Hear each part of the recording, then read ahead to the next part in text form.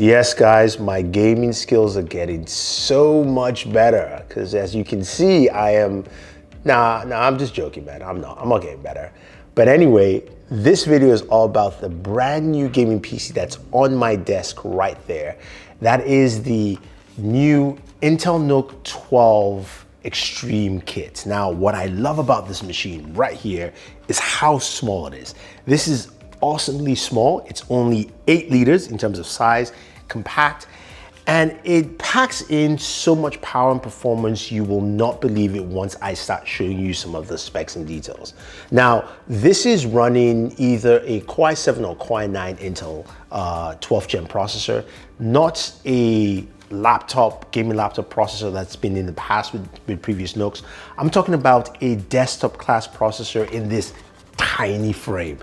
That is impressive. So let's go ahead and jump in and take a closer look.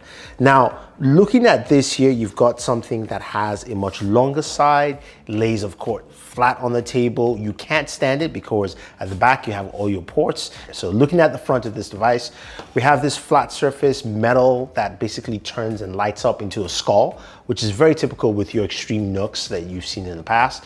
Right below that, we have a few ports. We have a USB Type-C port, we've got a USB-A, a full-size SD card slot, and a headphone and mic jack. So that's combined. That's actually pretty cool, nice and convenient. Then at the back, you now have, of course, a ton of ports within this device here. Your power plug is there. You've also got 6 USB ports, 2 Type-C ports to the Thunderbolt. Then you also have Ethernet 2.5 as well as 10 gigabit Ethernet, which is good.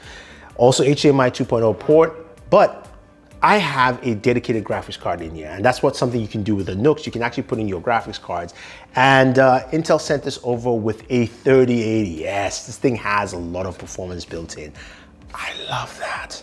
So taking off the screws, very simple and very easy to actually open this and check it inside. You open the back panel, the front panel, you lift it up, and then you're greeted with some of the tightest packages I've ever seen in terms of like fitting things in here. You've got a 650 watt power supply. You've got that 3080 there. You can go with any graphics card of your choice, whatever you can find honestly out there.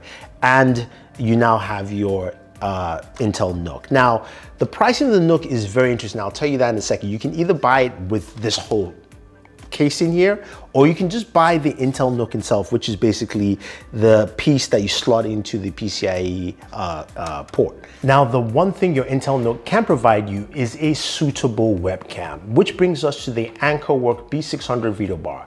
What's special about this is that it comes with dual speakers, also has 4-way microphones to pick up your conversation, and a flip-up light bar that you can adjust lighting settings so that you can use it in any situation possible for your web conferencing and video needs. Now, I really like the way this is set up, but let's go ahead and take a quick listen to that microphone and see how well it works. Now, here is a sound sample of the AnkerWork B600. I'm in a darker environment, and this gives you a good idea of how well this video bar webcam works in your video conference call and lighting you up quite well using that video bar. And once I turn it off, you can also see the clear difference here. So this is something that's definitely worth picking up, especially in today's day and age where we do a lot of video conferencing. So if you want to do that, use the link down below and let's go ahead and find out some more about that Intel NUC and some gaming sessions. So I've got a Core i9 processor in here, and you can go ahead and also expand your RAM. And currently I have 32 gigabytes. I can go up to 64 gigabytes of RAM. And I can also expand my storage. I'm adding an extra piece of storage here. I've got the Samsung 980 Pro. This is a PCIe Gen 4 SSD, and it supports PCIe Gen 4. I love it because it's got 7,000 megabytes per second. I mean, that is some really fast speeds, and that will be where I'll be playing all my games off of. And there are a ton of games I'm actually playing here. I played some Call of Duty Warzone. I played some Halo Infinite. I even played some Forza Horizon. I played some Tomb Raider. It's tons of games. So a lot of games to showcase what this can actually do. So let's go ahead and fire it up and see what we actually get with the system. Now, performance-wise, there's some really great performances you'll find with this device in terms of just the frame rates. Call of Duty, Warzone, 100 to 118 frames per second. That's really impressive. Again, really tight, small package here. Doom Eternal, that was really impressive. At Ultra Nightmare Gaming, I got about 250 frames per second. Some scenes got up to like 300 frames per second. That's insane. And mind you, I'm playing all of this on 1440p. My ultra wide monitor you've seen, that's the resolution for it. And then Halo Infinite, we got 91 frames per second at the highest settings for that. Yeah, getting really solid performance all around. Shadow of the Tomb Raider. Now, I ran the benchmarks on there. This is an older game, but it's really good for benchmarking.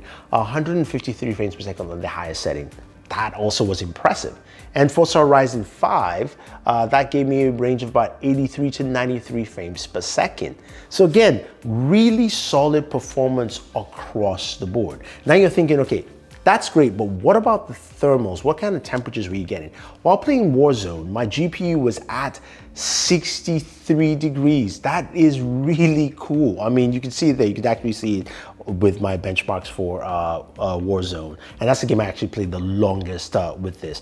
It ran really cool here because you've got a lot of cooling. You've got fans at the very top of the case. You've also got a lot of air vents around. This thing just allows air all the way in. So you've got really good cooling, but those fans can be a little bit loud. Now, check the decibel meter and we got about 63 in terms of decibel ratings there. So it's a louder fan, and because of course it's such a tight area. Now, I couldn't control it while testing, but there will be a NUC control center that will be launching right at launch of this device, where you can go ahead and customize and change, of course, the fan speed as well as the lighting. Because currently right now, if you want to change the lighting for the or you want to turn off the lighting for the case itself, you got to pick it up, flip it upside down, and you see this button right here.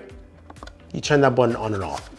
Not the best right now, so can't wait for that to actually come through for it. This sounds really good. I like the footprint on my desk. Is this really worth it price-wise in terms of performance? Look, I don't like to look at benchmarks. I have my Cinebench here for you. You guys need to get a look at.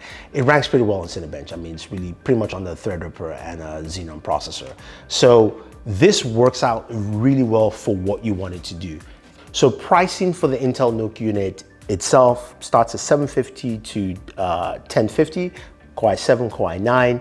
But if you're gonna go with the whole package here with the power supply, the built-in fan, this whole unit that you see right here, then you're looking at pricing that starts at $1,150 to $1,450, Core i7, Core i9. The main question is it worth it? Like, is it worth it to have a small PC like this? My answer is yes, honestly. I mean, the small footprint, the fact that you can actually go max performance on this and put in, 3080 in here and have something that takes up so little space, but you still have all the connectivities and port that you need is absolutely fantastic. Now, I wish Intel would sell a version, or at least you can buy a version with the GPU included. So at least you have a nice compact package that you can pick up in the store and take with you. Plus, this is really travel-sized gaming PC here. I absolutely love this thing, and I definitely want you guys to go check it out. So if you have any questions or any comments, let me know. Otherwise, don't forget to like, share, subscribe, and always enjoy entertainment.